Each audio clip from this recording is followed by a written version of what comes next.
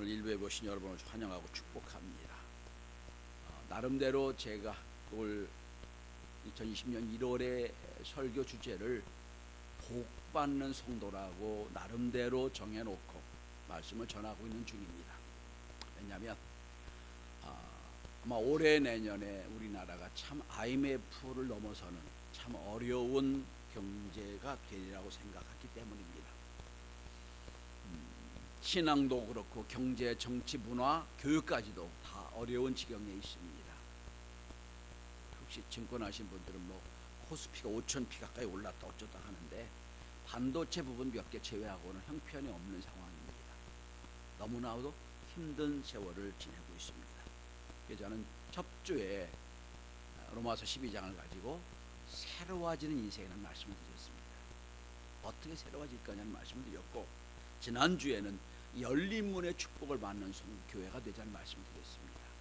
다 복에 관한 말씀이에요. 자, 오늘은 어떻게 하면 기도를 통하여 복을 받을 수 있을까 하는 말씀을 드리고 싶습니다. 왜냐하면 신앙생활은 기도 생활과 뗄 수가 없기 때문이에요. 신앙생활은 말씀과 찬양과 기도의 삶인데 기도에 복을 받아야 되겠다는 생각을 했습니다. 오늘 기도로 복을 받은 사람이라는 말씀으로 함께 나누고자 합니다. 그런데 우리가 잘 아는 솔로몬의 기도거든요. 솔로몬의 복 받은 이야기입니다. 그런데 좀 이 부분 읽을 때마다 좀 속이 상합니다. 왜냐하면 솔로몬 복 받은 건 좋아요. 당연히 받아야 돼요. 근데 전에도 없었고 후에도 없었다는 말이 좀 걸려요. 전에 없는 거야. 솔로몬 그전 세대야. 우리가 관계 없으니까. 근데 솔로몬 다음 세대도 너 같은 사람이 없겠다. 너 같이 복받은 사람이 없겠다는 말이 좀 서운해요. 아무래도 하나님이 솔로몬을 좋아해도 이거 내 후에도 더 나타날 거다 하면 얼마나 좋았을까 생각을 해봅니다. 다르게 말씀드립니다. 그만큼 하나님이 감동해서 그만큼 하나님이 복을 주셨던 사람이 솔로몬입니다. 그 솔로몬의 기도, 오늘 본문의 말씀이에요. 바라기는 오늘 말씀을 잘 듣고 깨닫고 우리도 솔로몬과 같은 기도로 복을 받는 성도가 다 될 수 있기를 바랍니다. 그렇다면 이렇게 어떻게 솔로몬이 후손들에게도 시기가 날 정도로 기도로 복을 받은 이유가 뭘까?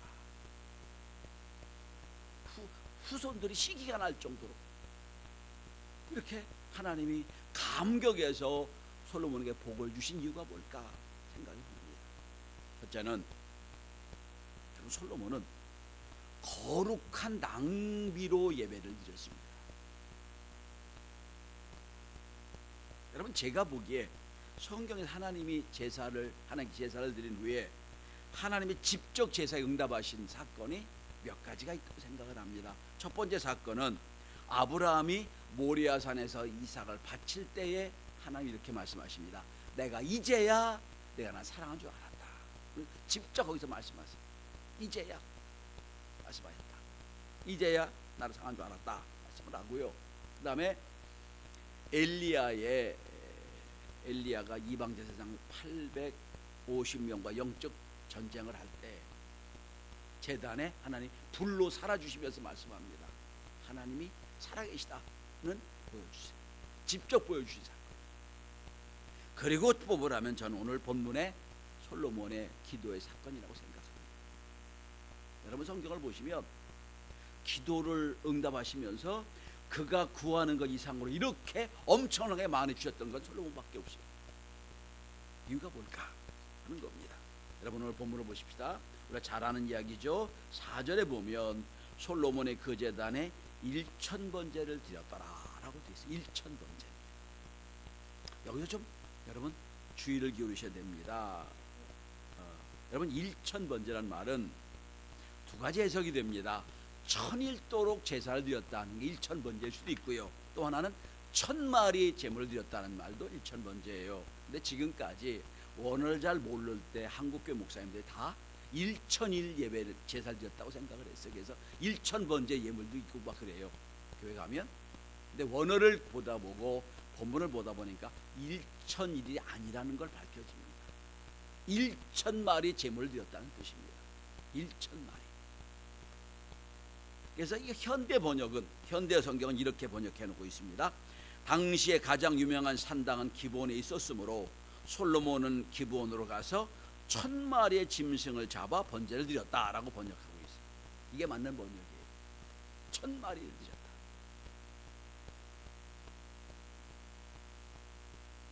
여러분, 1,000마리라는 건 왕이니까 뭐 자기 마음대로 하니까 뭐 1,000마리 드렸겠지 생각하지만, 그건 여러분 좀 생각을 바꾸셔야 돼요.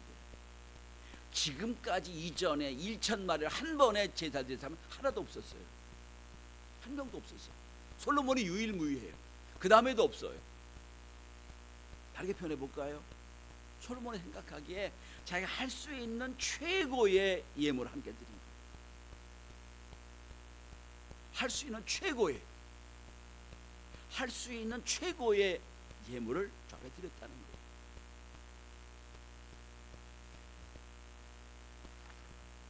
전 이거를 거룩한 낭비라는 단어를 쓰고 싶습니다. 제가 쓴 말은 아니에요. 신학자 폴 틸리가 쓴 말입니다. 신학자 폴 틸리가 1964년에, 여러분 우리가 성경에 잘 아는 예수님의 발 앞에 자기의 모든 재산을 팔아 향유를 사서 예수의 발에 부어드리고 참 너무 감격스럽게 예수께 제물 드렸던 마리아가 있지요. 마리아. 사람들이 막 비웃었잖아요. 저 향유 얼마나 비싼데 저거 낭비한다 그랬잖아요. 이걸 가지고 폴틴 말합니다. 오늘 마리아는 거룩한 낭비의 예배를 드렸다라고 표현하고 있어요. 아주 중요한 지적이라고 생각합니다. 거룩한 낭비를 했다는 거예요. 내가 할 수 있는 최고의 걸 드렸다는 거예요. 다른 사람들 보기에는 낭비다, 다른 무슨 얘기지만 자기 자신은 할 수 있는 최고를 드렸다는 겁니다. 이게 거룩한 낭비라고 하는 겁니다. 그런데 성도 여러분, 우리가 솔로몬이 아무리 많은 제물을 드려서 하나님께 할 수 있는 최고의 예물을 드렸다 하더라도, 우리가 거룩한 낭비를 아무리 드렸다 하더라도 기억할 게 하나 있습니다. 하나님은 우리를 위하여 이미 거룩한 낭비를 했다는 걸 기억하셔야 돼요. 뭐죠?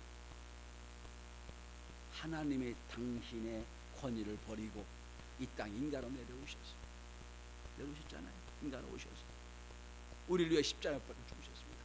그것만큼 거룩한 낭비가 더 있을까요? 이미 예수님이 우리를 위하여 거룩한 낭비를 하신 분이에요. 우리를 위해 하시는 사랑을 다 베푸신 분이에요. 그 사랑을 알고 그 사랑의 의미를 안다면 우리가 아무리 많은 걸 드려도 하나님 앞에 거룩한 낭비가 안 될 겁니다.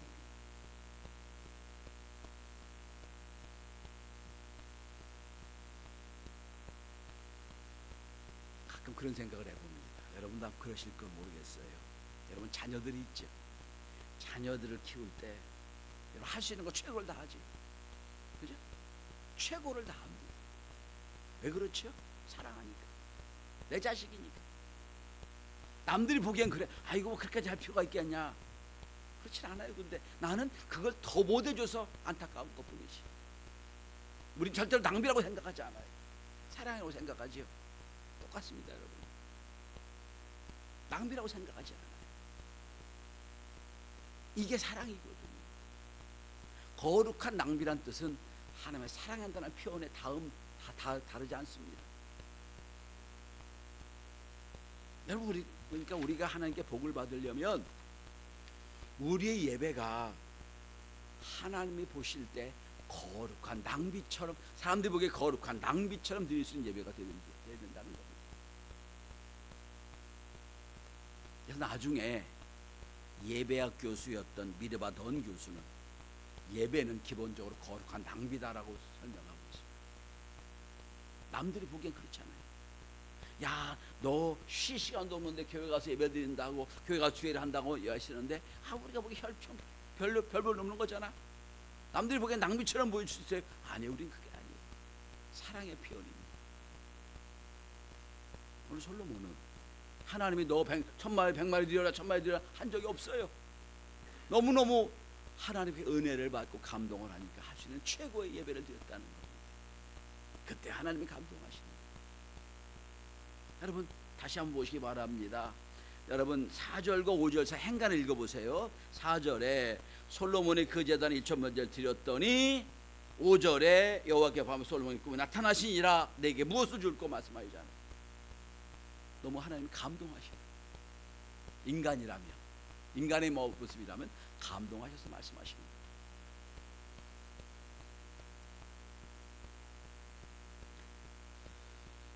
제가 아버님 목사님과 저를 키운 김용주 감독님에게 배운 것 중에 하나가 있어요. 내가 하나님 일한다 그러면 내 합리성을 넘어서라. 야 이건 너무한다 싶도록 해라. 그때 하나님이 역사하신다. 그걸 배웠어요. 제가 이렇게 보면 경신교회라는 곳이 지금 요것을 바뀌었는데 거긴 여러분 모든 교회 봉헌물이 다 최고였어요. 뭐 적당한 바치죠? 막 내보내요. 하나님께 이게 무슨 얘기냐고 그러고 그랬던 적이 있었습니다. 저는 왜 그럴까? 너무하신데 싶은데 지금 이렇게 보니까 그 마음을 이해하겠어요. 아 하나님 앞에서는 내가 할 수 있는 최고를 드려야 된다. 그게 믿음이에요. 두 번째로 자 오늘 하나님이 솔로몬을 그렇게 감동받으신 이유가 뭘까? 그렇게 시기가 날 정도로 하나님의 복 주신 이유가 뭘까? 두 번째는 여러분 솔로몬은 은혜의식이 있었어요. 은혜가 뭔지를 아는 사람이에요. 여러분 6절 이하를 보시면 하나님이 너 무엇을 구할까? 너 무엇을 구하든지 내가 다 듣겠다 말씀하시는데 무엇을 구하기 전에 자기 자신을 고백해요. 자 6절 7절에 보면 솔로몬은 한마디로 표현할게요. 은혜를 아는 지혜가 있다 들어가요. 자 여러분 솔로몬 보십시오. 자 자기가 왕된 것은 내가 신앙생활 잘하고 내가 믿음이 좋고 내가 정직하게 살아서 왕됐다고 생각하지 않아요. 내가 왕된 건 철저히 하나님 내 아버지 다윗을 사랑했기 때문에 다윗이 믿음으로 살았기 때문에 내가 그 대신 왕이 된 겁니다 라고 표현하고 있어요. 6절입니다. 내 아버지 다윗이 성실과 공의와 정직한 마음으로 주와 함께 주 앞에서 행함으로 주께서 그의 큰을 베풀어 주셨고 그를 위하여 오늘과 같이 그의 자리에 앉을 아들을 그에게 주셨나이다. 내가 왕된 거는요 내 아버지 믿음 때문이에요. 내 아버지 성실과 정직으로 믿음 생활했기 때문입니다. 난 자격이 없어요 라고 하는 거예요. 그도 그럴 것이 여러분 솔로몬은 아버지 다윗의 정실 자식이 아니잖아요. 그죠? 우리말로 표현해볼까요? 우리식으로 표현할까요? 다윗이 불륜을 맺어서 맺은 바세바 사이에 낳은 아들이에요. 왕될 자격 조건이 안 되는 사람이에요. 근데 그가 왕이 됐어요.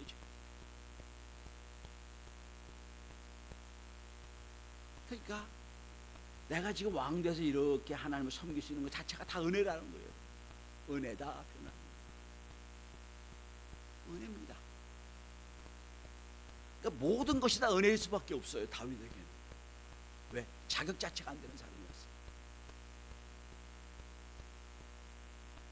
그러니까 나의 공로, 나의 의, 나의 의지, 나의 실력 이게 아니라는 거예요. 다 하나님의 은혜예요.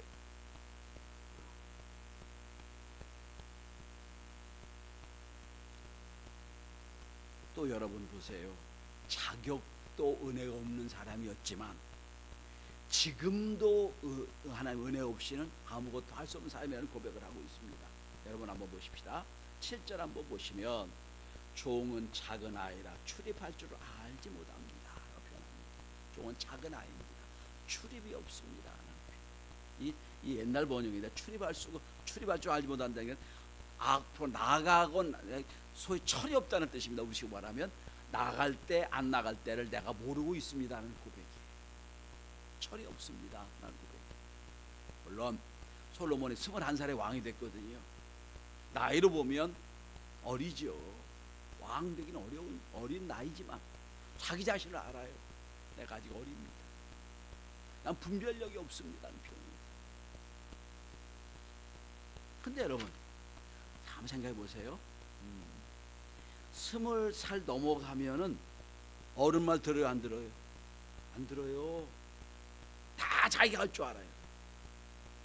최고로 교만한 때가 20에서 30살까지. 제가 많이 강의를 하고 설교를 하지만 제일 설교하기 어려운 게 누군지 아세요? 제가 보기에는 2번 경험을 했는데, 신학생 앞에 설교할 때 참 어려워요. 특히 신대원 앞에 설교할 때. 대학을 나왔고 대학원 다니거든요. 다 아는 것처럼 느껴져. 참 그때가 제일 고민할 때거든요. 대학도 나왔고 대학원을 다니고 내가 성경도 좀 원어도 알고 하니까 아주 우습게 보여요. 그때 그 나이 때서 아유 난 아무것도 알지 못합니다 고백이 어렵거든요. 근데 오늘 다윗의 고백을 내가 출입할 줄 알지 못합니다. 대개만 나이 60이 넘어가지고 아이고 인생 참 제가 아는 게 없습니다 그러면 이해가 돼요. 아 수많은 경험을 하고 이제 인생을 아는구나 경험하지만, 이제 막 20살 30살 그때쯤 돼가지고 막 다 할 수 있다고 생각. 그때에 솔로몬은 압니다. 내가 작은 아이입니다. 내가 부족합니다. 이게 은혜라고 표현하는 거예요. 하나님은 여러분 은혜를 알고 은혜를 깨닫는 자에게 더 은혜를 부어주신 분이에요. 그래서 하나님 너 무엇을 줄까 했더니 아이고 뭐 달라는 얘기도 없이 아이고 하나님 제가 은혜 없이는 살 수 없는 사람입니다. 내가 자격이 있어 왕 된 게 아니라 아버지 때문에 왕이 됐고 내가 지금 왕 되고 보니까 너무나도 분별력이 없습니다. 너무 지혜가 없습니다 라고 고백하고 있는 중입니다. 자, 세 번째는 하나님이 가장 기뻐하시는 그것을 구합니다. 그게 지혜예요.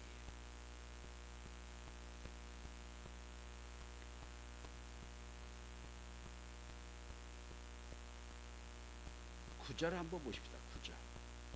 누가 주의 임하는 백성을 재판할 수 있사오리까. 재판이라는 게 뭐죠? 분별력을 갖고 선악을 구별하는 게 재판이죠. 옳고 그름 구별하는 게 재판입니다.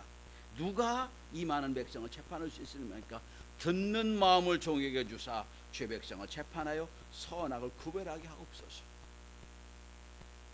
선악을 구별하게 도와주십시오 라고 지혜를 구합니다. 여러분 우리 시대를 한번 보십시다. 실력이 없고 능력이 없고 힘이 없어 이 모양인 거 아니잖아요.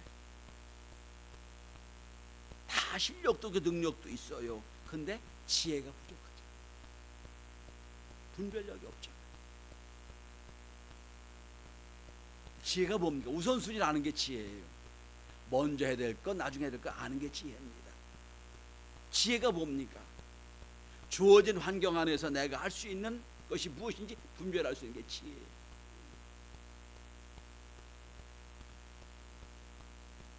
여러분 솔로몬은 군사력이나 어떤 재정이나 무슨 자기 어떤 건강을 위해 구하지 않아요. 하나님 지혜를 주십시오 라고 했습니다. 옛날 번역은 지혜라고 되어 있거든요. 오늘 참 요즘 현대 번역에 참 번역이 잘 되어 있습니다. 여러분 보시면 다시 9절을 보십시오. 듣는 마음을 종에게 주사. 듣는 마음이라고 되어 있습니다. 번역이. 여러분 이 옛날 번역에 지혜라고 되어 있는데요. 마음이란 히브리어 단어로 레브란 단어고요. 지혜는 수오메란 단어입니다. 그러니까 이걸 연합해 보면 듣는 마음을 주십시오. 그래서 우리 성경은 뭐라고 되어 있습니까? 듣는 마음이라고 되어 있죠. 영어 성경은 히어링 하트로 되어 있습니다. 듣는 마음을 주십시오. 여러분 지도자가 돼서 제일 중요한 게 뭘까요? 대통령이 되면 여러분 제가 참 우리나라 대통령을 느끼면서 생각해요. 자기 말 많이 하는 게 대통령이 아니에요. 백성의 말을 듣는 게 대통령이에요. 듣는 마음이 없어요. 여기 문제가 있어요. 다 자기 얘기만 하려고. 듣는 마음을 주십시오. 그리고 여러분 쭉 내려가 보십시오. 자 11절에 하나님이 평가하십니다. 오직 송사를 듣고 분별하는 지혜를 구하였으니. 분별력과 지혜를 말씀하고 있죠. 분별로 주십시오라고 합니다.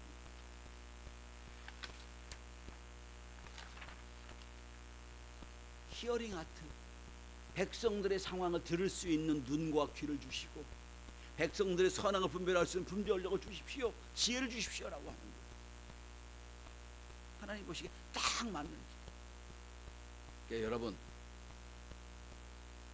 10절에 보면 솔로몬이 이것을 고하며 그의 말씀이 주의 마음에 든지라라고 되어 있어요. 성경이 유일무이하게 하나님 보시기에 마음에 들었다는 게 처음 나와요. 마음에 들었다는 거예요. 그래, 내가 보기에 너 어린 나이에 왕이 됐는데 내가 가장 중요한 게 바로 그 모습이야. 그거야. 너 제대로 구했다 말씀하세요.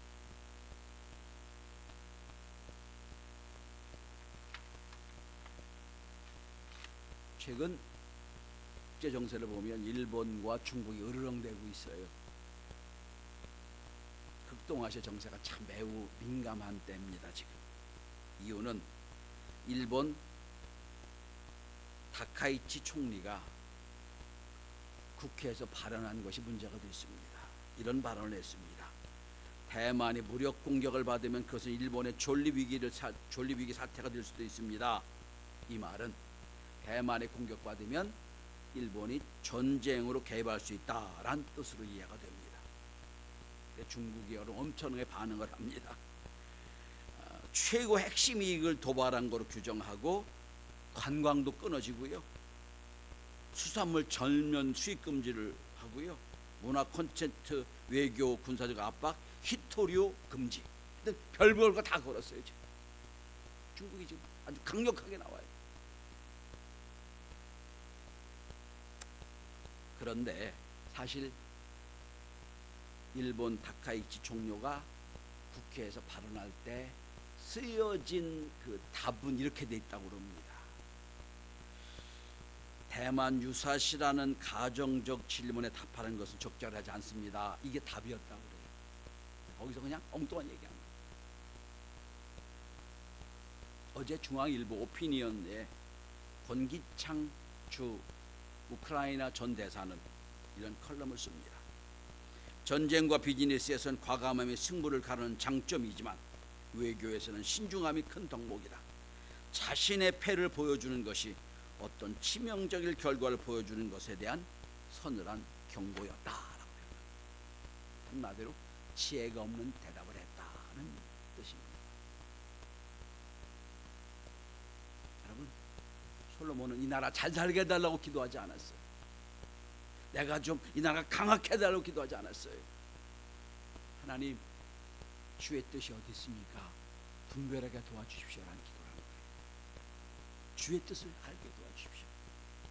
백성들이 선악을 구별하지 못할 때 주의 뜻이 어딘지 분별하게 도와주십시오라고 기도하는 거예요. 그걸 기도를 구했다는 거예요. 듣는 마음을 주십시오.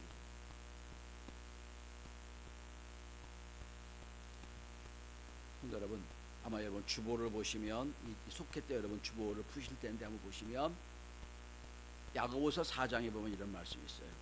구하여도 얻지 못하면 정욕으로 구하는 것이라고 되어 있어요.